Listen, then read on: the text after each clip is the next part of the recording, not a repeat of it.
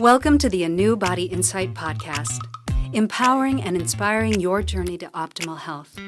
Hosted by Dr. Supatra Tovar, clinical psychologist, registered dietitian, fitness expert, and author of Deprogrammed Diet Culture. Rethink your relationship with food, heal your mind, and live a diet-free life. And Chantal Donnelly, physical therapist and author of Settled, How to Find Calm in a Stress-Inducing World. Here at City Club Los Angeles, we follow our guests' journey to optimal health, providing you with the keys to unlock your own wellness path. Tune in and evolve with us. Hello and welcome to the ANEW Body Insight podcast. I am Dr. Supatra Tovar, and I am thrilled to have Drs. Nazanin Moali and Dr. Richard Espinoza with us today. They are going to talk about their matchmaking service, LA Love Lab, and we cannot wait. Welcome you two. Thank you. Yay. I'm going to read a little bit about these lovely doctors, and then we will get right into our questions. Dr. Nazanin Moali, Dr. M, is a licensed clinical psychologist, consultant, and researcher based in California, known for her specialized expertise in eating disorders and addiction. With extensive training from leading experts, Dr. Moali combines her academic background in biology and psychology from UC San Diego with advanced degrees in clinical psychology from Pepperdine University and Alliant International University. I went there too. Yay. She brings a wealth of experience from her work in chemical dependency, addiction treatment, and eating disorder therapy to her practice. As a frequent speaker at major universities and international conferences, Dr. Moali also provides guidance on local television addressing key areas in mental health and wellness. She also has a very popular podcast called Sexology, and she has amazing podcast episodes, so I recommend you check her out. Now, Dr. Richard Espinoza, known as Dr. E, is a Los Angeles-based clinical psychologist and relationship expert, renowned for his work in sexuality and modern matchmaking. With a unique approach to relationship dynamics, Dr. E blends psychological assessments, talk therapy, and matchmaking to empower individuals and foster authentic connections. His expertise spans teaching, activism, and public speaking, where he shares practical insights on self-discovery and relational growth. Dr. E's initiatives aim to build stronger, healthier connections through accessible, transformative guidance on relationship and sexuality topics. Welcome, both of you. Thank you so much for joining me. Thank you for having us. Thanks so much for having us, yeah. Well, I'm so excited to hear about LA Love Lab. But before we get into that, I want to know from both of you, we can start with Dr. E and then go to Dr. M, a little bit about yourselves, about your road to becoming psychologists and what made you two then team up to develop LA Love Lab. Dr. E. Okay, so I can just say ditto to the intro that was said. Ditto. That's me. I am a sexuality specialist. I identify as a gay man, and it kind of wasn't a question for me. I just knew I wanted to work with my queer community, and it just happened. It just unfurled. So like even from the beginning of my clinical training and such, I was always funneled the LGBTQ plus identified patients, and I realized just early on I really enjoyed working within my own community. And the thing that I heard the most when I would try to just level and develop rapport with clients early on, especially in the early training years, was that the clients that I was working with usually had a few prior therapists. Most of the time, and that's just how math works, most of their therapists were allies or somehow, just straight identified. Mm. And so the biggest concern I'd hear from members of my own community was that clinicians kind of tense up or just don't know how to discuss their relationship concerns. Yeah. So early on, I noticed that gap within my community and within treatment, and so I filled it, and here I am now. So I really enjoy working with people, of all walks of life with their relationships and just helping them just feel comfortable, contained, safe to talk about their love lives, their sex lives, and just how they bond with other people. What made you want to become a psychologist? Ooh, good question. So the grad school answer for my grad school interviews was that I know what it's like to be wanted, be needed. I like helping people, and I like getting into people's minds. I have to say it's still dynamic, my answer. I really enjoy having in-depth conversations with people. I really appreciate when people are vulnerable and open up to me. It's kind of like my own private, like, audible book of someone's autobiography.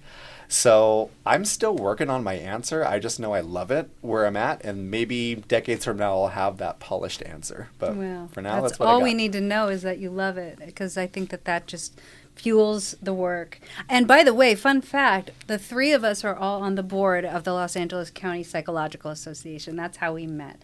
And so these two especially have such a passion for what they do, but also for giving back to the community and really kind of spreading, destigmatizing mental health and, making it accessible for all. So we're really, really lucky to have you both on the board. Dr. M, give us a little insight into how you got into psychology. What was your inspiration? And then you can tell us how the two of you formed LA Love Lab. Absolutely. Thank you for this opportunity.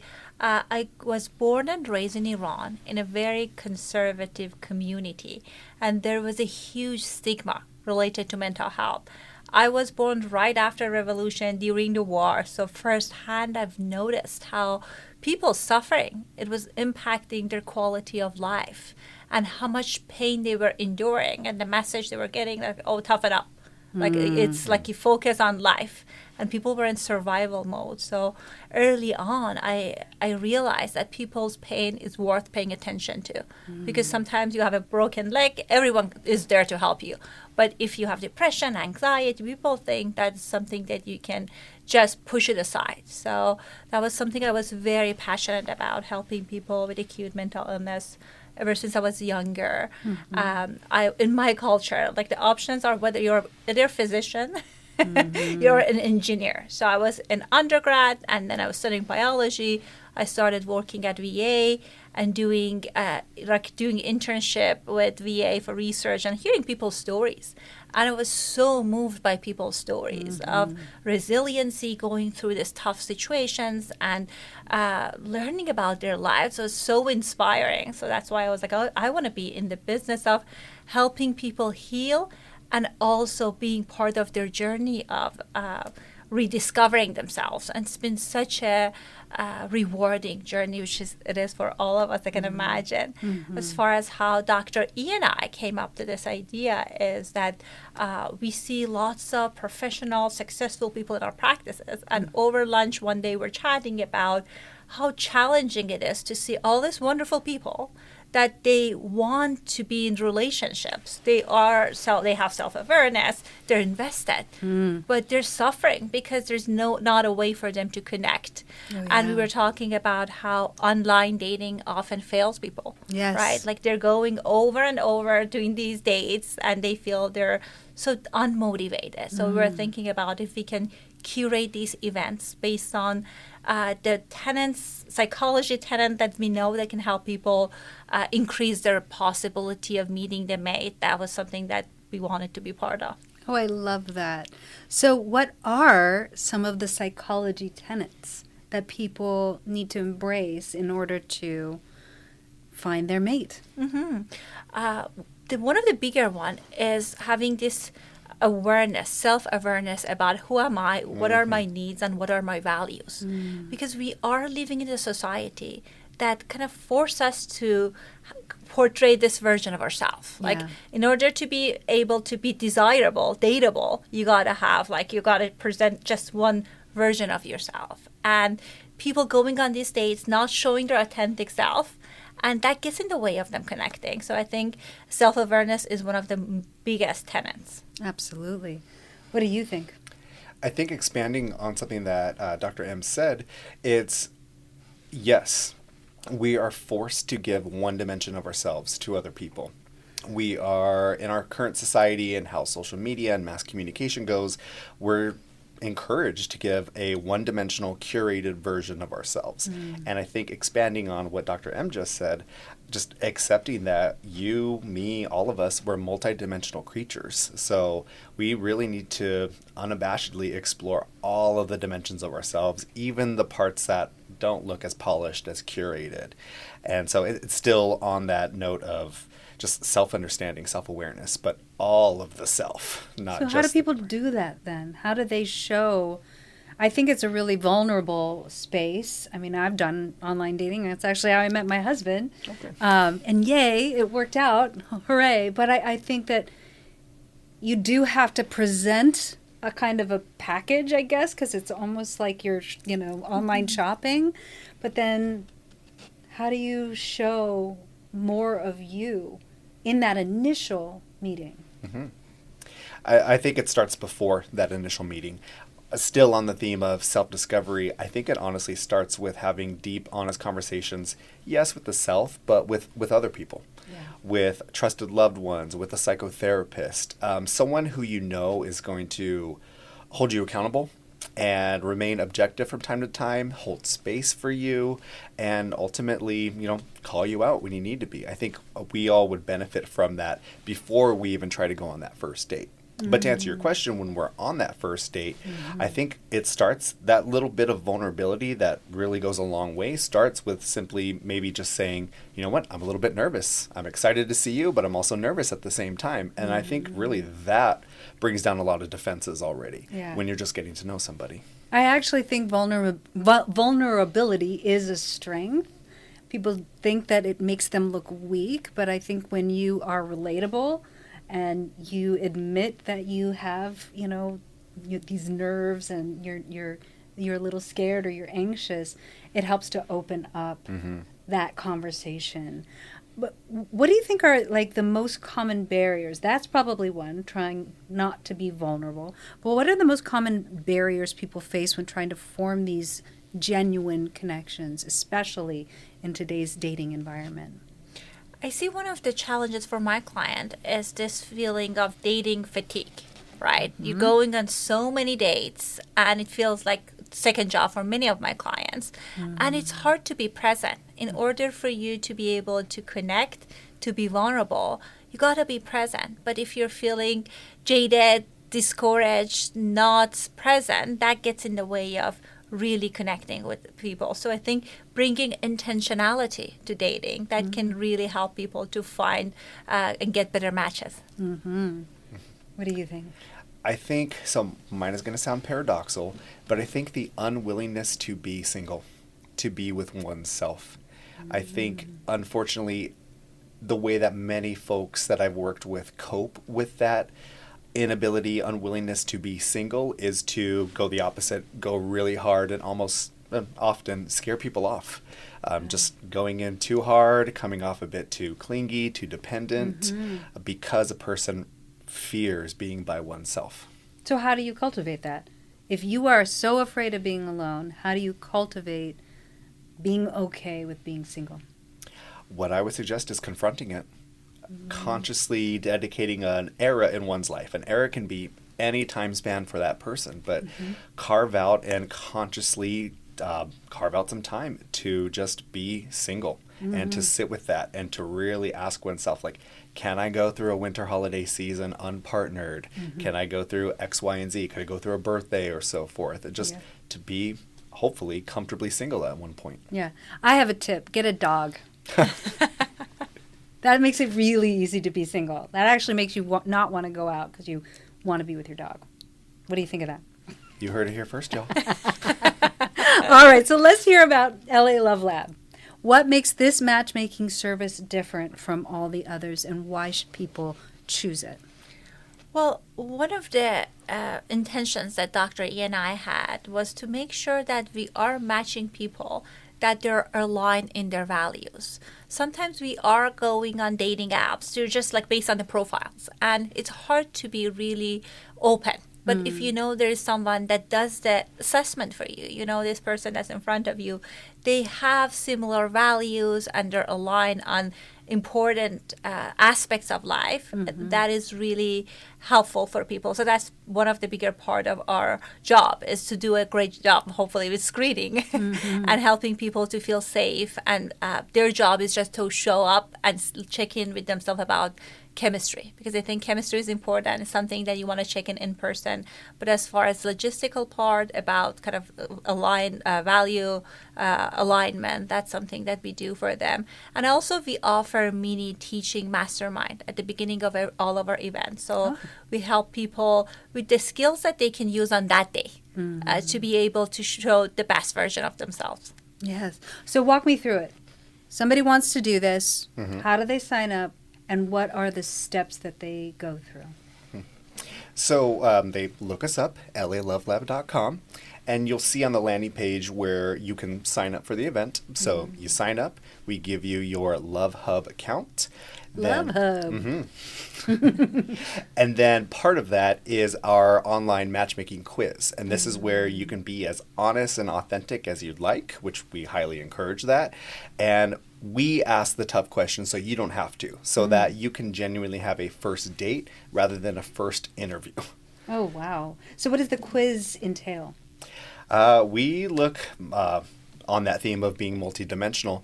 We assess attachment style, values, intimacy, sexual preferences, and so forth. Do you make sure to match up an anxious and an avoidant? Because It would be cruel. that's the most common pairing of all. How do you avoid that? Because I think that those, two attachment styles are the most commonly attracted to each other. Still on my same theme of confronting it. So our initial masterclass will describe briefly attachment style so that people can get an understanding of where they're coming from. And then we also briefly describe why, yes, it's tantalizing for the anxious and the avoidant to come together. It's tale as old as time. But we actually tell you, okay, now we're going to ask you to do something different. We're going to ask you to challenge that. What if you actually were matched with someone who's also anxiously attached? You could see what that's like. What if you're avoidantly attached? What if we match you with someone who's also of that same attachment style? And God forbid, it may actually work. Interesting. I like that. What do you think about, what attachment styles are most compatible together? Well, our hope is to help people to move to a secure attachment style, right? That's something we do in therapy. And it's not like you cannot change your attachment style. I think it's all about learning about your patterns. And what we do is we give people feedback afterward. And when we review the application, we figure out some people might not be ready for relationship or pursuing dating. So that's the place we give them information. But again, our hope is to give people tools so in this new relationships, they can move toward secure attachment styles. So because we want to make sure that people have corrective experiences. Because if we're repeating our past, then it will be hard to have better experiences. This is awesome. You do Thank not you. see this in any matchmaking service. Really kind of delving into our attachment styles and, what makes us tick. I think that's brilliant. What's the next step after that? They take the quiz, and then what? Then we give them our feedback. First off, let them know, if they're a good fit for our event or if they're not.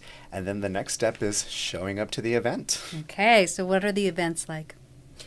Our event is like one step before what Dr. E was mentioning, is that we are going to go over every single application that we get, and we're going to pre-match them.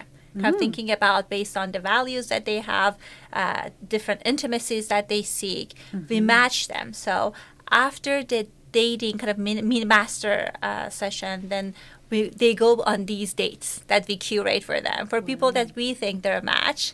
And there will be an opportunity for people to mingle with all participants afterwards. And I think that Wow. also gives them tons of good ideas, right? So why I'm not attracted to someone that's compatible, that's curated for me, but I'm eyeing this person that's very distracted. And I think that's also can be a good opportunity for people to see live what's working for them and what's not. And hopefully after the event, we're doing a post survey, and then that's a place that we hopefully have tons of matches and we can Yeah. connect people then. Right. So, obviously, they're going to go on these dates and they're going to be communicating with each other. As psychologists, do you help them with communication skills? And, if, say, somebody's just listening to this and not a part of LA Love Lab, maybe they're across the country or across the world, how do they improve their communication skills? Excellent. So when people go onto our landing page, we have the opportunity to provide them our free initial masterclass. So it's a condensed version of what the greater masterclass would be, and that's going to start people off with self-confidence boosting tips and communication skills. Two of the more important things that we've both seen clinically over the years that people really need to develop and cultivate these really meaningful relationships. And so when it comes to communication skills, we give you first off the fundamentals, and then again we expand it more in the actual masterclass itself. And then after the event, with the mingling hour, the last section of our event, that's where it's time for rubber to meet road. And so you get to actually apply it here. Oh, wow. So you have them practice it? Yes. Oh, that's wonderful. I definitely have never heard of a group like that coming together to improve that. If somebody is not able to join your workshop, how do they go about identifying and addressing their own relationship patterns and their behaviors that might be self-sabotaging? One thing I think is very important, I guess the starting part, would be reflecting on the patterns in your relationships. What are some of the stories you're telling about your past relationships? Because we all have patterns from our childhood that we are repeating. So I think identifying the patterns are very important. And sometimes our shame, the strong emotions that we have about ourselves, can get in the way of us seeing these patterns. Kind of like knowing back then with the information you had, you did your best. But let's look at these patterns and see kind of like what part of these patterns was your responsibility. I think one part of emotional maturity is for people to identify what part of this I contributed to, whether I chose the wrong person, whether I stayed in a relationship that wasn't healthy for me, I wasn't decisive, all of that. And if you're struggling with this, working with a therapist is very helpful because it's a muscle. The more you practice objectively assessing your pattern, the better you get. But to start it, it's important to have a guide that can help you with this journey. Right. What do you two see as the most common relationship patterns that are self-sabotaging? I see a lot, and this also piggybacks off what Dr. M just said. I see a lot of people not willing to see their contribution to prior relationships not working out, or really not wanting to look at those patterns, sometimes when it's right in their face for that as well. So one of the freebies we'll give here is like the DBT skill of build a case for the other side. So when you actually feel an intense emotion, especially when it's related to relationships. So this falls under the relationship effectiveness or interpersonal effectiveness subcategory of DBT, where, okay, you feel an intense emotion. It was probably prompted by some sort of interpersonal snafu that happened. Okay, how could I actually defend the other side? How could I actually see through their eyes in this situation? How could I actually see how maybe I offended them, or maybe I miscommunicated something? Yes. So that's just one of the various skills that we apply and educate our attendees with. And just to illuminate for our audience that might not know what DBT is, can you explain that to them? So it's dialectical behavior therapy, started by Marsha Linehan, and it's specifically intended for people living with borderline personality disorder, but it's not exclusive these days to that anymore. all people can benefit from regulating their emotions and developing better skills to interact with other people, skills to feel better about ourselves, developing mindfulness, and developing just better ways to just interact with others for that. And so DBT, sometimes that concerns people when they hear like acronyms or such, but it's just regulating one's emotions. And yes, it was started with the population that, emotion dysregulation is kind of the name of the game, but it's for all persons that deal with intense emotions, which I think all of us can have moments like that. Absolutely. Well, this is a really fascinating service, and I think really novel. I've never heard of anything like this, and I'm sure people are going to be flocking to you in Los Angeles.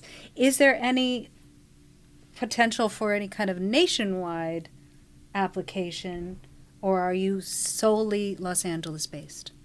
At this point, we're doing an LA event to see how much we can add to the community. But hopefully, when it's successful, our plan is to expand it. Oh, that would be wonderful. Well, we're out of time for this half of this podcast, but we have tons more questions that I want to ask you. So everyone, come back for the second half of this amazing episode with Doctors E and M, and we are going to learn a little bit more about relationships and the LA Love Lab. Thanks so much for joining us this week.